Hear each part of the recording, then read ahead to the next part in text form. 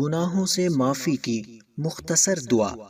بسم اللہ الرحمن الرحیم۔ السلام علیکم ناظرین کرام کو آج کی بزم میں خوش آمدید کہتے ہیں اور ہم امید کرتے ہیں کہ آپ خیریت سے ہوں گے، اور ہماری دعا بھی ہے کہ اللہ کریم آپ کو سدا عافیت کے سائے میں رکھے۔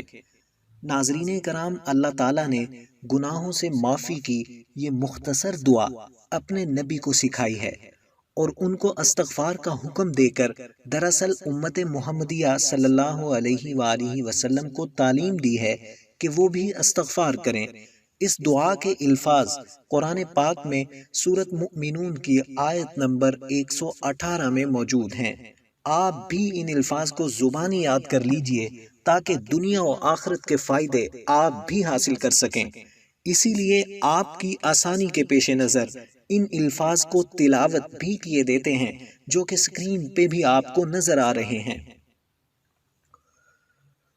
رب اغفر وارحم وانت خیر الراحمین، یعنی اے میرے رب مجھے بخش دیجئے اور رحم فرما دیجئے، اور آپ سب سے بڑھ کر رحم کرنے والے ہیں۔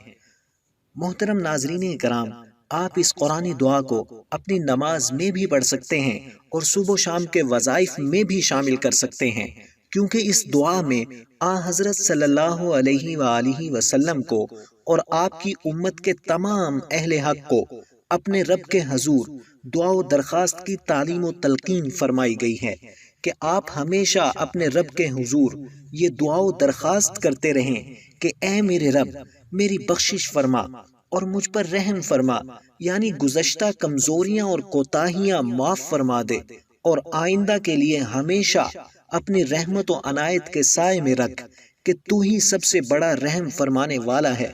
اور اس دعا کی تعلیم و تلقین کا مطلب یہ ہے کہ اس میں قبولیت کا وعدہ ہے۔